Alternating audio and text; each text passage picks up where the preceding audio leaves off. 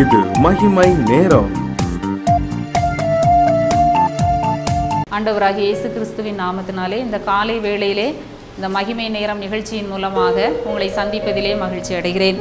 இந்த நாளின் காலை வேளையிலும் நாம் தியானிக்கும்படியாக தெரிந்து கொண்ட வேத வசனம் ஏசாயா 41 அதிகாரம் 10 வசனம். நீ பயப்படாதே. அதனுடைய முதல் பாகத்தை குறித்து பார்க்கிறோம். நீ பயப்படாதே. இன்றைக்கு பயம் என்கிற தலைப்பிலே நாம் பார்க்கிறோம். பயப்படாத மனிதர்கள் இந்த உலகத்திலே யாருமே இல்லை. நாம் வாழ்ந்து கொண்டிருக்கிற ஒரு உலகம் பயம் நிறைந்த ஒரு உலகம். ஒரு பயம் நிறைந்த காலத்திலே நாம் வாழ்ந்து கொண்டிருக்கிறோம். பயப்படத்தக்க செய்திகளை நாம் தினந்தோறும் கேட்டுக்கொண்டே இருக்கிறோம். எல்லாருடைய இருதயமும் பயந்து கலங்கி போயிருக்கிறது. யாருமே எனக்கு பயமே இல்லை என்று சொல்ல முடியாது. காரணம் என்ன? நம்மை சுற்றி நடக்கிற காரியங்கள், சூழ்நிலைகள் நம்மை பயமுறுத்தி கொண்டிருக்கின்றன. அப்படிப்பட்ட இந்த சூழ்நிலையில தான் ஆண்டவருடைய வார்த்தை இந்த காலை வேளையிலே ஆண்டவர் சொல்லுகிறார், நீ பயப்படாதே.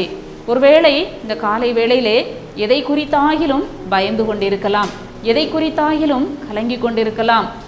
நான் என்ன செய்வேன், இந்த காரியத்தை குறித்து நான் பயப்படுகிறேனே என்று சொல்லி பயந்து கொண்டிருக்கலாம். ஆண்டவர் என்ன சொல்லுகிறார்? நீ பயப்படாதே. ஏன்? நான் உன்னுடனே இருக்கிறேன். ஏன் பயப்படாதே?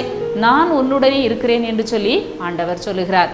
ஆண்டவர் நம்மோடு கூட இருக்கிறதுனால நமக்கு பயம் வேண்டாம் என்று சொல்லி வேத வசனம் சொல்லுகிறது. வேதத்திலும் கூட எண்ணி பார்க்கல அநேகர் சொல்லுகிறார்கள், 365 தடவை பயப்படாதே என்கிற வார்த்தை இருக்கிறது என்று சொல்லுகிறார்கள். நாமும் அதை நம்புகிறோம். தினந்தோறும் ஆண்டவர் நம்மை தேற்றுகிறார். ஆண்டவர் நம்மை தைரியப்படுத்துகிறார். இந்த உலகத்தில் வாழ்வதற்கு நமக்கு தைரியம் வேணும். நமக்கு பயம் நிறைந்த உலகத்திலே நான் எப்போ என்ன வேணாலும் என்னனாலும் நடக்கலாம். அரசாங்கத்தில், நம்ம வாழ்கிற சமுதாயத்தில் என்ன வேண்டுமென்றாலும் நடக்கலாம். அப்படிப்பட்ட ஒரு சூழ்நிலையிலே நாம் வாழ்ந்து கொண்டிருக்கிறோம். சிலர் எதற்கெடுத்தாலும் பயப்படுகிற மக்களும் உண்டு. பயந்த சுபாவம் உள்ள மக்களும் உண்டு. எதற்கெடுத்தாலும் பயப்படுகிற மக்கள் உண்டு. அதனால தான் ஆண்டவர் சொல்லுகிறார், பயப்படாதே, நான் உன்னோடு கூட இருக்கிறேன். சூழ்நிலைகள் பயமுறுத்துகின்ற சூழ்நிலை, பயமுறுத்துகின்ற ஒரு உலகத்திலே நாம் வாழ்ந்து கொண்டிருக்கிறோம். ஆனாலும் ஆண்டவர் நம்மோடு இருக்கிறார் என்கிற விசுவாசத்தோடு நாம் கடந்து செல்ல வேண்டும். தேவ ஊழியக்காரராகிய அந்த பில்லி கிரஹாம் என்கிற மனிதன் அடிக்கடி சொல்லுவாராம், இன்று ஆண்டவரின் அன்பு நம்மை பூரணமாய் ஆட்கொள்ளுகிற பொழுது பயம் நம்மை விட்டு விலகுகிறது. ஆண்டவருடைய அன்பு நமக்குள்ளாய் வருகிற பொழுது, ஆண்டவருடைய பிரசன்னம் நமக்குள்ளாய் வருகிற பொழுது நமக்கு தைரியம் வருகிறது, பயம் நம்மை விட்டு விலகுகிறது என்று சொல்லி அவர் அடிக்கடி சொல்லுவாராம். ஆம், உண்மைதான். தேவனுடைய அன்பு, தேவனுக்கும் நமக்கும் உள்ள உறவு சரியாக இருக்கும் என்று சொன்னால் உண்மையாகவே நாம் பயப்பட வேண்டிய அவசியம் இல்லை. ஆண்டவர் என்னோடு கூட இருக்கிறார், நான் ஆண்டவரோடு கூட இருக்கிறேன், அவர் என்னுடைய காரியங்களை பார்த்து கொள்வார் என்கிற ஒரு தைரியம் நமக்கு வரும். வேதத்திலும் கூட அநேக மனிதர்களை பார்த்து ஆண்டவர் சொல்லுகிறார், பயப்படாதே என்று சொல்லி தனிப்பட்ட ஒவ்வொரு மனிதர்களை குறித்தும் ஆண்டவர் சொல்லுகிறார். ஆபிரகாமை பார்த்து ஆண்டவர் சொல்லுகிறார், பயப்படாதே. இன்னும் கூட யாக்கோபை பார்த்து சொல்லுகிறதை நாம் பார்க்கிறோம். இன்னும் கிதியோன், ஆகாரை பார்த்து தூதன் சொல்லுகிறான், பயப்படாதே ஆகாரே, நீ பயப்படாதே என்று சொல்லுகிறான். கூட புதிய ஏற்பாட்டில் எவீருவை பார்த்து ஆண்டவர் சொல்லுகிறார், பயப்படாதே. ஏனென்று சொன்னால் பயம் வேதனை உள்ளது. அநேகர் எதிர்பாராத சூழ்நிலைகள் வரும்போது, கலக்கங்கள் வரும்போது பயந்து நடுங்குகிறதை நாம் பார்க்கிறோம். அப்பொழுது ஆண்டவர் அவர்களை பலப்படுத்துகிறார். பயப்படாதே, தைரியமாயிரு என்று சொல்லி பலப்படுத்துகிறார். இந்த கடைசி காலத்திலே வாழ்ந்து கொண்டு இருக்கிறார். நாமும் கூட பயந்து கொண்டிருக்கிறோம். இந்த காலை வேளையிலே கேட்டுக்கொண்டிருக்கிற நீங்களும் கூட ஏதாவது ஒரு காரியத்தை குறித்து பயந்து கொண்டிருக்கலாம். சிலர் மனிதர்களை குறித்து பயப்படுவார்கள், பொல்லாத மனிதர்களை குறித்து பயப்படுவார்கள். பிள்ளைகளுடைய எதிர்காலத்தை குறித்து பயப்படுகிற பெற்றோர்கள் உண்டு. பிள்ளைகளுடைய எதிர்காலம் என்ன ஆகுமோ, பிள்ளைகளுக்கு வேலை வாய்ப்புகள் இருக்குமோ, பிள்ளைகளுடைய காரியங்கள் என்ன ஆகும் என்று சொல்லி பயப்படுகிறவர்கள் உண்டு. தனக்கு சரீரத்திலே வருகிற நோயை குறித்து பயப்படுகிறவர்கள் உண்டு. இந்த நோய் என்ன ஆகுமோ என்று சொல்லி பயப்படுகிறவர்கள் உண்டு. பணத்தை குறித்து, பொருளாதாரத்தை குறித்து, இன்னும் பல்வேறு காரியங்களை குறித்து பயந்து கொண்டிருக்கிற மக்கள் இந்த உலகத்திலே உண்டு. ஆனாலும் ஆண்டவர் இந்த காலை வேளையிலே சொல்லுகிறார், நீ பயப்படாதே, நான் உன்னோடு இருக்கிறேன் என்று சொல்லி ஆண்டவர் சொல்லுகிறார். தாவீது ராஜாவும் சொல்லுகிறார், நான் மரண இருளின் பள்ளத்தாக்கிலே நடந்தாலும் பொல்லாப்புக்கு பயப்படுகிறேன். சிலர் பொல்லாப்பு வந்துருமோன்னு சொல்லி பயப்படுவாங்க. தேவரீர் என்னோடு கூட இருக்கிறீர். இந்த விசுவாசம்தான் நம்ம பயத்தை மேற்கொள்வதற்கு ஒரு வழி. இம்மட்டும் ஆண்டவர் எனக்கு உதவி செய்தார், இன்னும் அவர் நடத்துவார் என்று சொல்லி நாம் மன தைரியம் கொள்வதற்கு இந்த வசனம் நமக்கு உதவியாக இருக்கிறது. ஒரு புத்தகத்திலே வாசித்த பொழுது நெப்போலியனை குறித்து வாசித்த பொழுது மிகவும் ஆச்சரியமாக இருந்தது. நெப்போலியன் ஒரு மாபெரும் வீரர், நாம் எல்லாரும் நன்கு அறிந்திருக்கிறோம். அந்த நெப்போலியன் அநேக யுத்தங்களை செய்தவர், அடிக்கடி அவர் யுத்தத்திலே தன்னுடைய நாட்களை கழிக்கிறவர். எப்பொழுதும் எந்த நாட்டு கூடாவது அவருக்கு யுத்தம் பண்ணி கொண்டே இருக்க வேண்டும், நாடுகளை பிடிக்க வேண்டும், வெற்றி பெற வேண்டும் என்று சொல்லி அவர் எப்பொழுதும் யுத்தம் பண்ணி கொண்டே இருப்பார்.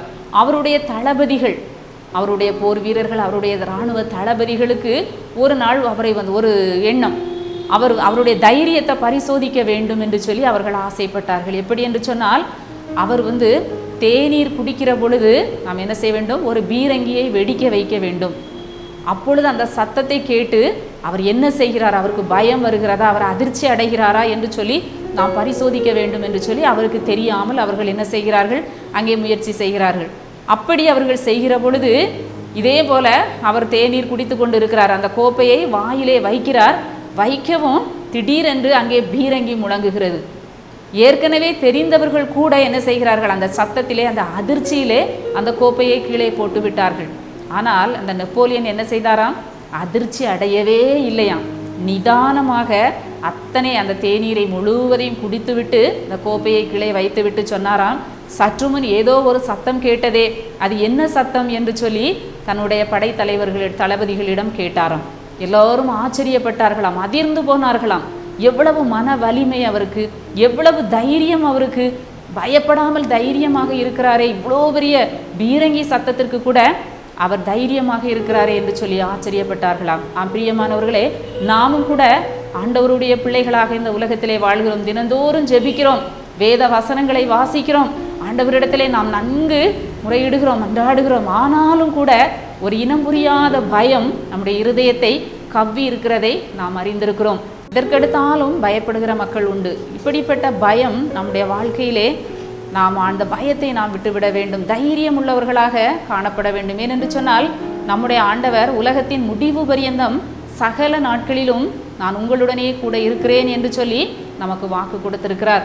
நம் சூழ்நிலைகளை பாராதபடி ஆண்டவர் என்னோடு கூட இருக்கிறார், நான் என்னுடைய வாழ்க்கை படகை நான் வெற்றியாய் நான் ஓட்டி செல்ல முடியும் என்கிற நம்பிக்கையிலே நாம் வாழும் பொழுது அந்த பயம் நம்மை விட்டு விலகுகிறது. இன்னும் கூட நம்ம வேதத்தில் பார்க்கிறோம், வெளிப்படுத்தல் 21ஆம் அதிகாரத்திலே நாம் வாசிக்கிறோம், பயப்படுகிறவர்களும் அவிசுவாசிகளும், அப்படி அங்கே ஒரு லிஸ்ட் கொடுத்துருக்கு. அதில் முதலாவது பயப்படுகிறவர்கள் என்ன செய்வார்களாம், 2ஆம் மரணமாகிய அக்கினியும் கந்தகமும் எரிகிற கடலிலே பங்கடைவார்கள். பயப்படுகிறவர்கள் நரகத்திலே தள்ளப்படுவார்கள். அப்போ பயம் எந்த அளவுக்கு, அந்த பயம் அது ஒரு வேதனையை கொடுக்கக்கூடியது. அந்த பயம் ஆண்டவருக்கு பிரியமில்லாத ஒரு காரியம். பயப்படுகிறவர்கள் 2ஆம் மரணமாகிய அந்த அக்கினி கடலிலே தள்ளப்படுவார்கள் என்று சொல்லி வேதம் சொல்லுகிறது. நாமும் கூட இந்த பயத்தை நம்மை விட்டு ஆண்டவர் எடுத்து போட வேண்டும். ஆண்டவரே, நான் இந்த காரியத்தை குறித்து பயந்து கொண்டிருக்கிறேன், கலங்கி கொண்டிருக்கிறேன், என்னுடைய சரீர நிலைமையை குறித்து நான் பயந்து கொண்டிருக்கிறேன், என்னுடைய பயத்தை மாற்றும் என்று சொல்லி நாம் கேட்போம். அன்பிலே பயம் இல்லை, பூரண அன்பு பயத்தை புறம்பே தள்ளும். ஆண்டவர் மேலே பூரணமான அன்பு நாம் வைக்கிற பொழுது அந்த பயம் என்ன செய்துவிடும், போய்விடும். என் ஆண்டவர் என்னை ஒரு நாளும் கைவிட மாட்டார், நான் பயப்படும்படியான காரியம் எனக்கு சம்பவிக்காது என்று சொல்லி நம் ஆண்டவர் மேலே அன்பு கூறும் பொழுது பூரண அன்பு நம்முடைய பயத்தை புறம்பே தள்ளுகிறது. அன்பிலே பூரணப்பட்டவன், பயப்படுகிறவன் அன்பிலே பூரணப்பட்டவன் அல்ல. நம்ம பயந்து கொண்டே இருந்தோம் என்று சொன்னால் ஆண்டவருடைய அன்பிலே நாம் இன்னும் பூரணப்படவில்லை என்றுதான் வேதம் நமக்கு சொல்லுகிறது. எனவே நாமும் கூட இந்த காலை வேளையிலே ஆண்டவரிடத்திலே சொல்லுவோம், ஆண்டவரே, இந்த குறிப்பிட்ட காரியம் என்னை பயமுறுத்துகிறது, பயத்தை என்னை விட்டு விலக்கி போடும், நீர் என்னோடு கூட இருக்கிறீர் என்கிற தைரியத்தை எனக்கு தாரும் என்று சொல்லி கேட்போம். வேதத்திலே கடந்து சென்ற பரிசுத்தவான்கள், பக்தர்கள், இப்படிப்பட்ட வாழ்க்கையிலே அவர்களுக்கு பயங்கள் வந்தது, கலக்கங்கள் வந்தது. தாவீதினுடைய வாழ்க்கையிலே நாம் பார்க்கிறோம், எத்தனையோ பயங்கரமான சூழ்நிலைகள், மரணத்திற்கும் எனக்கும் ஒரு அடி தூரம் மாத்திரம்தான் இருந்தது என்று தாவீது சொல்லுகிறார். ஆபிரகாம் பயந்தார். இன்னும் கூட எத்தனையோ பரிசுத்தவான்கள், மோசே, இன்னும் கூட யோசுவா, எத்தனையோ மக்கள் பயந்தார்கள் சூழ்நிலைகளை கண்டு. ஆனாலும் கர்த்தர் அவர்களுடைய பயத்தை மாற்றி அவர்களோடு கூட இருந்து அவர்களை தைரியப்படுத்தினார். நாமும் ஆண்டவரிடத்திலே கேட்போம், ஆண்டவரே, பயப்படுகிற காரியங்களை என்னை விட்டு எடுத்து போடும் என்று சொல்லி நாம் ஜெபிப்போம்.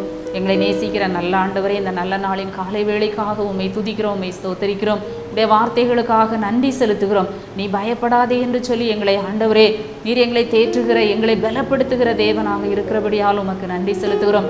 பயமுறுத்துகிற ஆண்டவரே, எந்த பிரச்சனை எந்த சூழ்நிலையாக இருந்தாலும் ஆண்டவர் எல்லாவற்றையும் மாற்றி தைரியத்தை எங்களுக்கு தாரும். மீட்பர் இயேசு கிறிஸ்துவின் மூலம் ஜெபிக்கிறோம் நல்ல பிதாவே, ஆமென்.